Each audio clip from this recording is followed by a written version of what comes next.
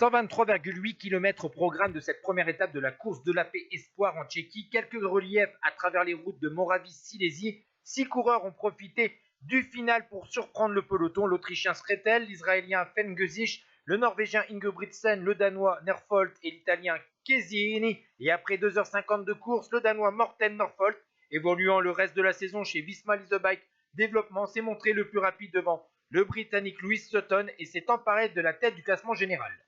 Direction le district de Bruntel et la ville de Rimarov avec 20 derniers kilomètres vallonnés sur cette deuxième étape, avec notamment la montée de Turkov à moins de 10 km du terme pour réduire de moitié le peloton. Et après une étape animée notamment par l'équipe de France, eh bien Paul Magnier a parfaitement conclu le travail en s'imposant sur une bosse finale sur des pavés et signé une nouvelle victoire, lui qui a signé un succès sur une manche du Challenge de Majorque et une étape du Tour de Man. Il a devancé le néerlandais Tibor Del Grosso et le colombien Jefferson Ruiz, tandis que Morten Norfold a conservé les commandes du classement général.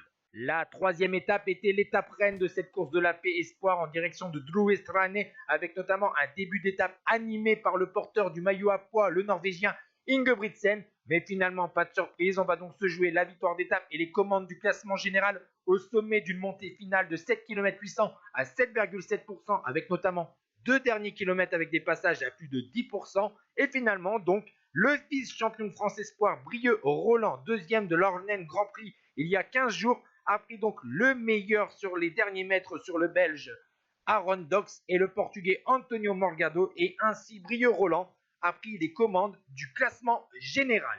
Et enfin, la quatrième et dernière étape en direction de Jesenik, avec 4 coureurs qui vont donc constituer l'échappée du jour, avec en son sein un néerlandais, Wessel Maurice, qui va donc profiter de la dernière difficulté de cette course, la montée de Rivros, 5 km 400 à 5,5% pour distancer ses compagnons de fugue à 12 km du terme et foncer seul dans une descente d'une dizaine de kilomètres pour résister au retour du peloton et s'imposer en solitaire.